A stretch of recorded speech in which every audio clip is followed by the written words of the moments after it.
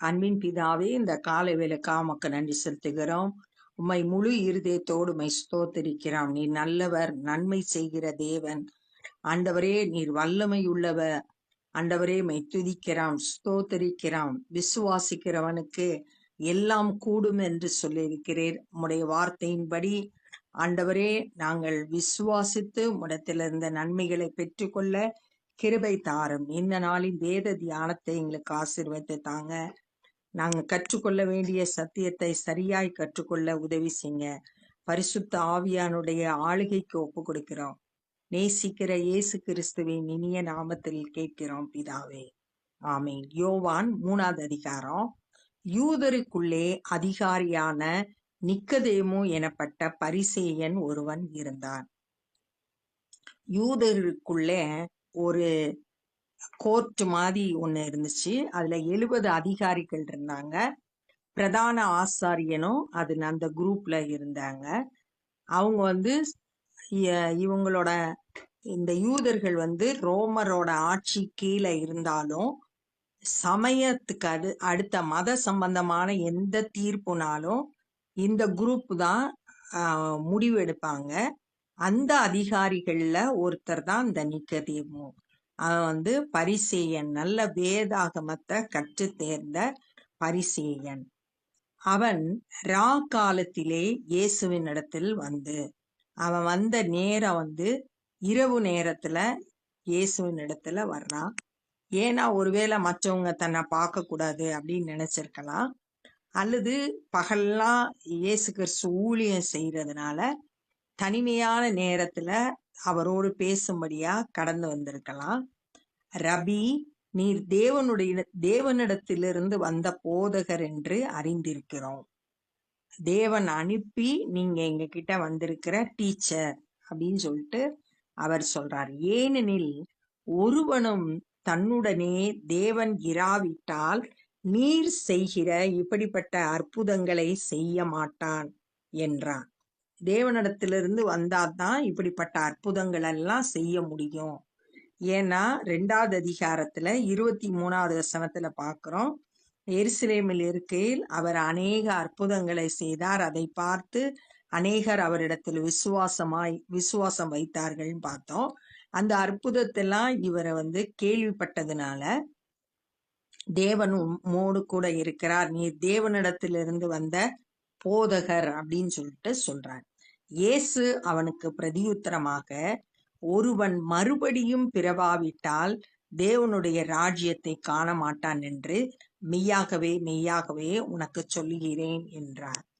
இப்ப அவன் சொன்னதுக்கு, நீ நல்ல போதகர் அப்படின்னு சொன்னதுனால ஆண்டவர் ஆவிக்குரிய காரியங்கத்துல நிக்கதேமுக்கு கற்றுக் கொடுக்கிறார். மறுபடியும் பிறந்தாதான் தேவனுடைய ராஜ்யத்துல பிரவேசிக்க முடியும் அப்படின்னு சொல்லிட்டு கற்றுக் கொடுக்கிறாரு. மறுபடியும் பிறக்கிறதுனா 2 கொரிந்தியர் 5:17 சொல்லப்பட்டிருக்கு, ஒருவன் கிறிஸ்துவுக்குள்ள இருந்தா புது சிருஷ்டியா இருக்கிறான், பழையவைகள் எல்லாம் ஒளிந்து போயின, எல்லாம் புதிதாயின அப்படின்னு சொல்லியிருக்கு. அது மாதிரி ஆவிக்குரிய நிலைமையில மறுபடியும் பிறக்கணும். இததான் இயேசு கிறிஸ்து நிக்கதேமுக்கு சொல்லி கொடுக்கிறார். அதற்கு நிக்கதேமு, ஒரு மனுஷன் முதிர் வயதாய் இருக்கையில் எப்படி பிறப்பான்? ஏற்கனவே தாயின் வயிற்றிலிருந்து பிறந்து வயது முதிர்ந்து போயிடுச்சு, அவன் எப்படி மறுபடியும் பிறக்க முடியும் வயதான காலத்துல? அவன் தன் தாயின் கர்ப்பத்தில் 2ஆம் தரம் பிரவேசித்து பிறக்க கூடுமோ என்றான். 2வது முறை தாய் வயிற்றுல போய் பிறக்க முடியாதே, மறுபடியும் பிறக்கிறதுனா என்ன அப்படின்னு சொல்லிட்டு இவனுக்குள்ள ஒரு குழப்பம் இருந்ததுனால அவன் கேட்கிறான். இயேசு பிரதியுத்தரமாக, ஒருவன் ஜலத்தினாலும் ஆவியினாலும் பிறவாவிட்டால் தேவனுடைய ராஜ்யத்தில் பிரவேசிக்க மாட்டான் என்று மெய்யாகவே மெய்யாகவே உனக்கு சொல்லுகிறேன்.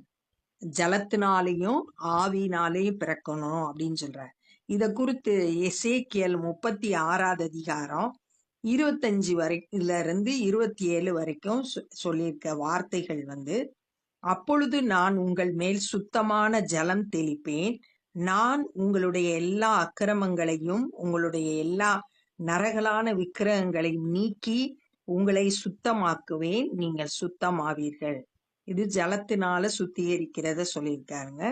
உங்களுக்கு நவமான இருதயத்தை கொடுத்து உங்கள் உள்ளத்திலே புதிதான ஆவியை கட்டளையிட்டு கல்லான இருதயத்தை உங்கள் மாம்சத்திலிருந்து எடுத்து போட்டு சதையான இருதயத்தை உங்களுக்கு கொடுப்பேன். உங்கள் உள்ளத்திலே என் ஆவியை வைத்து உங்களை என் கட்டளைகளில் நடக்கவும் என் நியாயங்களை கை கொள்ளவும் அவைகளின்படி செய்யவும் பண்ணுவேன் அப்படின்னு சொல்லிட்டு இஸ்ரவேல் மக்களுக்கு வாக்கு கொடுக்கிறத இங்க பாக்குறோம். அப்போ உள்ளான ஒரு மாற்றம் பரிசுத்த ஆவியினால ஏற்படுகிறது. கல்லான இருதயத்தை எடுத்து போட்டு சதையான இருதயத்தை நமக்கு கட்டளையிடுகிறார். வேத வசனத்தை கை கொள்ளும்படியா அந்த பரிசுத்த ஆவியானவர் நமக்கு உதவி செய்கிறார் அப்படின்னு பாக்குறோம்.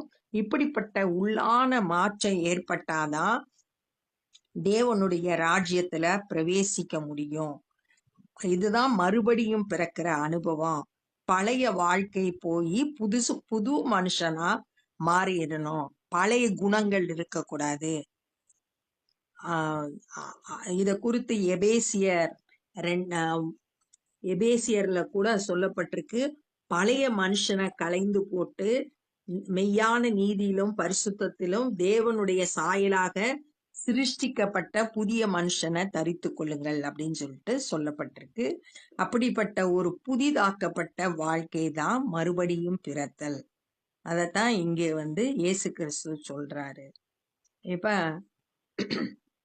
மாம்சத்தினால் பிறப்பது மாம்சமாயிருக்கும், ஆவியினால் பிறப்பது ஆவியாயிருக்கும்.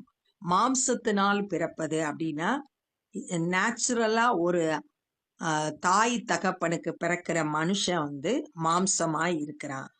ஆவியினால் பிறப்பது ஆவியாய் இருக்கும். ஆவியினால் பிறப்பது அப்படின்றது பரிசுத்த ஆவியானவரால் உள்ளான மாற்றம் ஏற்படும் போது புதிதாய் மறுபடியும் பிறக்கிறோம். அந்த அனுபவத்தை பெற்ற ஒவ்வொருவரும் ஆவிக்குரியவர்களாய் இருக்கிறாங்க. நீங்கள் மறுபடியும் பிறக்க வேண்டும் என்று நான் உங்களுக்கு சொன்னதை குறித்து அதிசயப்பட வேண்டாம்.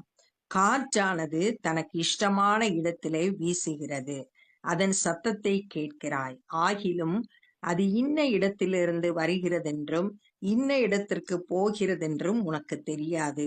ஆவியினால் பிறக்கிறவன் எவனோ அவனும் அப்படியே இருக்கிறான் என்றார்.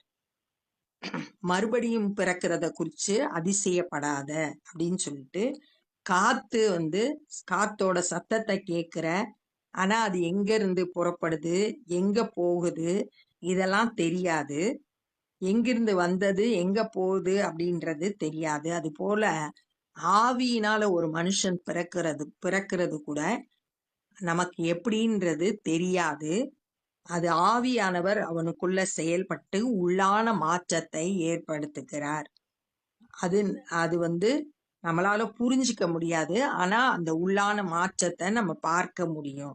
அதற்கு நிக்கோதேமு, இவைகள் எப்படி ஆகும் என்றான். இயேசு அவனை நோக்கி, நீ இஸ்ரவேலில் போதகனாயிருந்தும் இவைகளை அறியாமல் இருக்கிறாயா? நிக்கோதேமு, இதெல்லாம் எப்படி நடக்கும் அப்படின்னு சொல்லிட்டு கேட்கும்போது, நீ ஒரு டீச்சர், யூதர்களுக்கு போதிக்கிற இஸ்ரவேலின் போதகர், ஆனா உனக்கு இது தெரியலேன்னு ஆச்சரியப்படுறாரு. மெய்யாகவே மெய்யாகவே நான் உனக்கு சொல்லுகிறேன், நாங்கள் அறிந்திருக்கிறதை சொல்லி நாங்கள் கண்டதை குறித்து சாட்சி சொல்லுகிறோம். எங்களுக்கு என்ன தெரியுமோ அதை நான் உங்களுக்கு சொல்றோம், என்ன பார்க்கிறோமோ அதை சாட்சியா சொல்றோம். நீங்களோ எங்கள் சாட்சியை ஏற்றுக்கொள்ளுகிறதில்லை. ஆனா நீங்க ஏன்னா இவங்க இயேசு கிறிஸ்துவை தேவனுடைய குமாரன் யூதர்கள் ஏற்றுக்கொள்ளாதனால அவர் சொல்லுகிறதையும் அவங்க ஏற்றுக்கொள்ளவில்லை அப்படின்றத பாக்குறோம். அப்ப இந்த நாள்ல நம்ம என்ன கற்றுக்கொண்டோம்னா, நிக்கோதேமு இயேசு கிறிஸ்துவிடத்துல இரவு நேரத்துல பேசுகிறத பாக்குறோம். அவன் கேக்குறான், நீ தேவனுடையத்துல இருந்து வந்த போதகர், ஏன்னா நீங்க நிறைய அற்புதங்களை எல்லாம் செய்யறீங்க, அதனால தேவன் அனுப்புனாதான் இப்படி எல்லாம் செய்ய முடியும்னு சொல்றான். உடனே இயேசு கிறிஸ்து ஆவிக்குரிய காரியத்தை கற்றுக் கொடுக்கிறாரு. மறுபடியும் பிறக்கலைன்னா தேவனுடைய ராஜ்யத்துல பிரவேசிக்க முடியாது. உடனே அவன் கேட்கிறான், எப்படி தாயின் வயிற்றுல மறுபடியும் போய் பிறக்கிறது அப்படின்னு கேட்கும்போது, ஜலத்தினாலும் ஆவியினாலும் பிறக்காவிட்டால் தேவனுடைய ராஜ்யத்துல பிரவேசிக்க முடியாது. மாம்சத்தின்படி பிறக்கிறது மாம்சமா இருக்கும், ஆவியின்படி பிறக்கிறது ஆவியா இருக்கும். ஒரு தாய் தகப்பனுக்கு பிறந்தா அது மாம்சத்தின்படி பிறக்கிறது. ஆனா தேவனால் பிறக்கிறது ஆவியின்படி பிறக்கிறது. 1 யோவான்ல கூட சொல்லப்பட்டிருக்கு, ஒருத்தன் தேவனால் பிறக்கிறவனாய் இருந்தா அவருடைய வித்து அவனுக்குள்ள இருக்குது, அவன் பாவம் செய்ய மாட்டான் அப்படின்னு சொல்லிட்டு சொல்லப்பட்டிருக்கு. 1 யோவான் 5வது அதிகாரம் 18வது வசனத்துல, தேவனால் பிறந்தவன் தன்னை காக்கிறான், பொல்லாங்கன் அவனை தொடான். சத்துரு அவனை தொட முடியாது. ஏன்னா தேவனால் பிறந்தவன் தேவனுடைய பிள்ளையா இருக்கிறதுனால பிசாசு அவனை தொட முடியாது அப்படின்னு சொல்லிட்டு பாக்குறோம். அதனால ஆவியினால் பிறப்பது ஆவியா இருக்கும். அப்படி காற்று எப்படி காற்றோட சத்தத்தை கேட்கிறோம், அதுக்கு இஷ்டமான இடத்துல வீசுது, அது எங்க இருந்து வருது எங்க போகுதுன்றதெல்லாம் தெரியாது. அது மாதிரி ஆவியில பிறந்தவன் அவனுக்குள்ள எப்படி மாற்றம் ஏற்படுதுன்னு நமக்கு தெரியாது. ஆனா அவன் புது சிருஷ்டியா மாறுகிறான். பரிசுத்த ஆவியானவர் ஒரு மனுஷனுக்குள்ள செயல்பட்டு பழைய வாழ்க்கையிலிருந்து புதிய வாழ்க்கை கிறிஸ்துவ நம்ம உள்ளத்துக்குள்ள ஏற்றுக்கொள்ளும் போது, இயேசு கிறிஸ்து நமக்குள்ள வரும்போது அந்த உள்ளான மாற்றம் பரிசுத்த ஆவியானவரால ஏற்படுத்தப்படுகிறது அப்படின்றத சொல்றாரு. அவன் திரும்பவும் கேட்கிறான், இது எப்படி ஆகும் அப்படின்னு கேட்கும்போது, நாங்க என்ன அறிந்திருக்கிறோமோ அதை சொல்றோம், என்ன பார்க்கிறோமோ அதை சாட்சியா சொல்றோம், ஆனா நீங்க எங்களுடைய சாட்சியை ஏற்றுக்கொள்கிறதில்லை அப்படின்னு சொல்லிட்டு நிக்கதேமா பார்த்து இயேசு கிறிஸ்து சொல்றத இந்த நாள்ல நம்ம தியானிச்சோம். இப்ப நம்ம ஜெபம் பண்ண போறோம். அன்பின் பிதாவே, இந்த நாள்ல கூட நாங்க கற்றுக்கொண்ட இந்த வேத பகுதிக்காய் நன்றி செலுத்துகிறோம். மறுபடியும் பிறவாவிட்டால் தேவனுடைய ராஜ்யத்துல பிரவேசிப்பதில்லை அப்படின்னு சொல்லிட்டு நாங்க இந்த நாள்ல நாங்க கற்றுக்கொண்டோம். ஆண்டவரே, நீர் எங்களுக்குள்ளாய் வாசம் பண்ணுகிறீர். பரிசுத்த ஆவியானவர் எங்களை புது சிருஷ்டியாய் மாற்றுகிறீர். அதை நாங்கள் விசுவாசிக்கிறோம். கர்த்தர் எங்களுக்குள்ளாய் கிரியை செய்கிறீர், அதற்காக உமக்கு நன்றி செலுத்துகிறோம். ஆண்டவரே, பழைய வாழ்க்கையிலிருந்து புது வாழ்க்கையை எங்களுக்கு நீர் தந்திருக்கிறீர், அதற்காக உம்மை துதிக்கிறோம், ஸ்தோத்தரிக்கிறோம். ஆண்டவரே, அந்த ரட்சிப்பின் அனுபவத்தை ஆண்டவரே நாங்க ஒவ்வொருவரும் பெற்றுக்கொண்டு உமக்காய் வாழ இந்த காலை வேளையில எங்களை அர்ப்பணிக்கிறோம். உள்ளான மாற்றத்தை நாங்க ஒவ்வொருவரும் ஆண்டவரே பெற்றுக்கொள்ள கிருபை செய்யுங்க. பரிசுத்த ஆவியானவர் எங்களுக்குள்ளாய் கிரியை செய்யுங்கப்பா. கல்லான இருதயத்தை எடுத்து போட்டு சதையான இருதயத்தை தாங்க. உம்முடைய வார்த்தைகளை கை கொள்ளும்படியாய் பரிசுத்த ஆவியானவர் எங்களை பலப்படுத்தும்படியாய் செபிக்கிறோம்.